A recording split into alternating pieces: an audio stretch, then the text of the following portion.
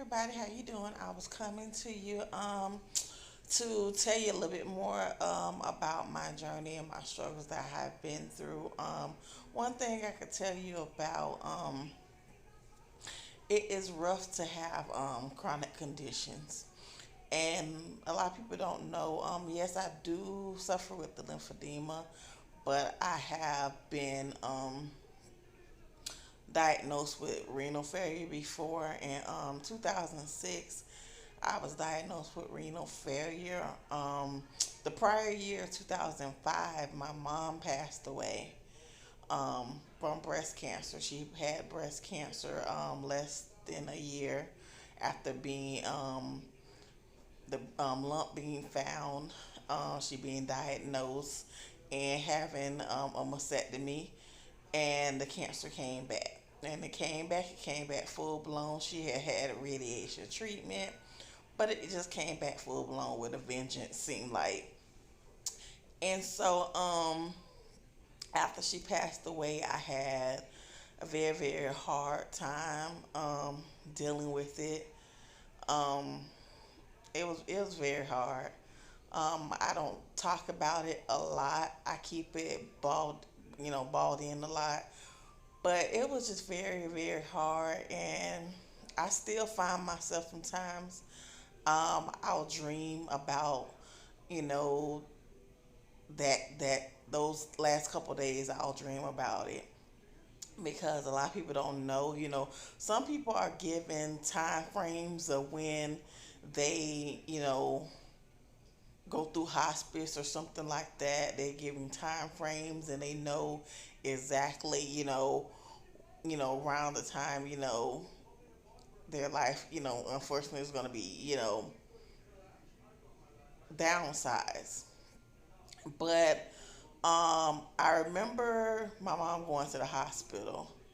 And my mom was not the type that would go to the hospital or anything like that. So I knew she had been having trouble with her radiation, but she was really strong and tough. That's where I get it from. Being strong and tough and just no nonsense and just toughing it out no matter what. That is my mom. That's me, 100%. And so she had a radiation and everything, and she had been getting home health aid to help change her bandages and stuff like that.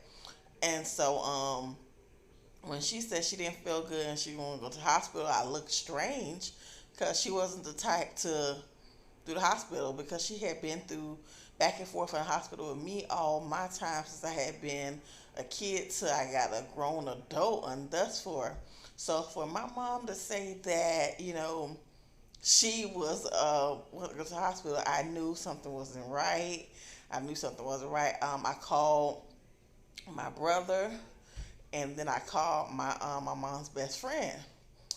And so I called her my aunt, and I told her, I said, Mom wants to go to the hospital. She thought it was strange too. She was like, "What? She do?" And I was like, "Yeah, she wants to go to the hospital." So she said, "Okay, I'm gonna come get her."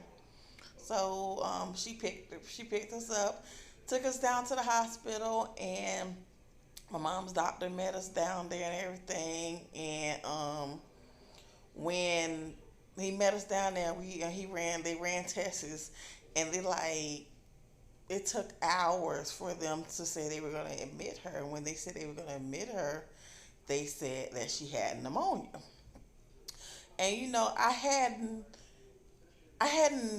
really, did a little research about breast cancer, but I didn't know a whole lot about breast cancer then, like I know now.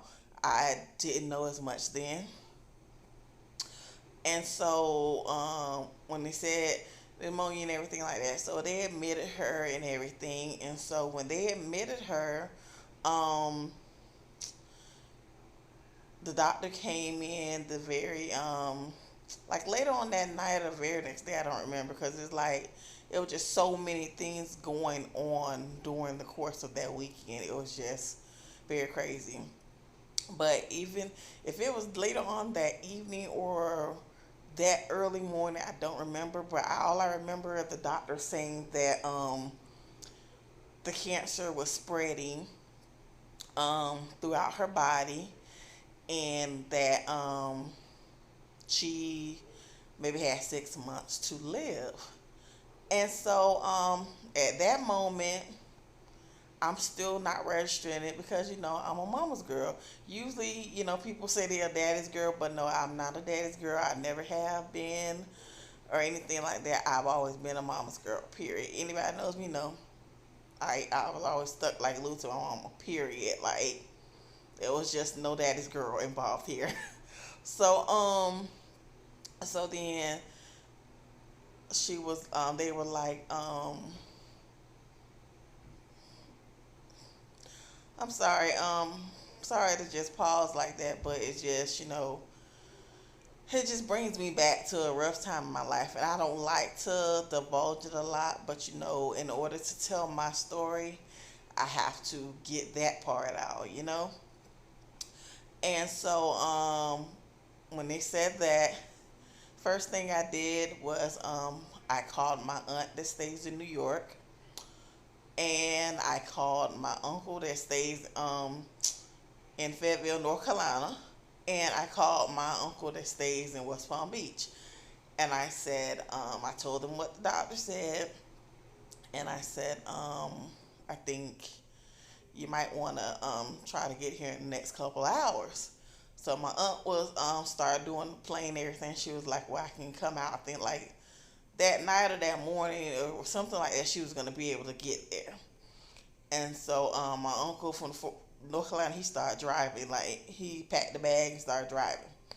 It seemed like everybody was there by morning, pretty much. Everybody was there by morning, got there very quickly, and so it just became a whirlwind then. So then we did that and everything, and it seemed like when we did that, um, everybody was coming in, family was coming in, but I was just always right there with my mom, or whatever. And so she ended up passing that Monday morning.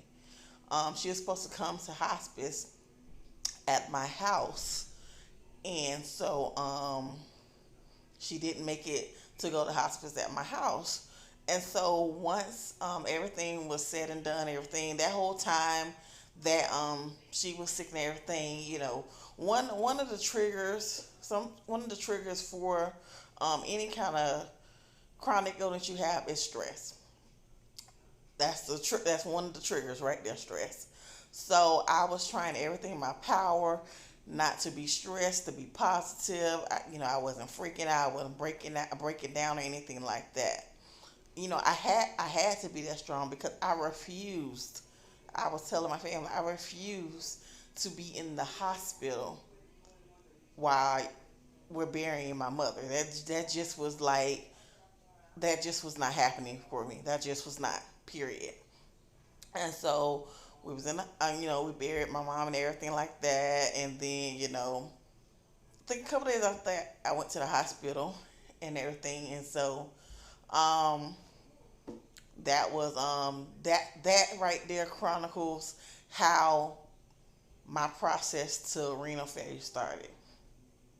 A lot of people don't know this about me because I didn't divulge my business out there. But once my mom passed away, I started drinking. I never was like a drinker like that at all. Like socially, maybe if I went out with my friends, I socially, but nothing like I was about to do. I started drinking, and when I started drinking, I would just be drinking. I would be very depressed. I was depressed. I was drinking. I wouldn't really, do anything. I stopped, I just really downgraded. My brother, he was there to help me, with my older daughter at the time. I didn't have my younger daughter. And so, it just, a lot of things changed then. And then, I was just drinking. I did this for a long time, like for almost it was probably almost a year over. I just would self medicate with that, and so I will never forget. I was getting ready to go out of town with a friend of mine. Me and her were gonna go um, somewhere for spring break, and I was gonna take my daughter, but she ended up not. We ended up not going for spring break because I think she had to like work or something. But anyway,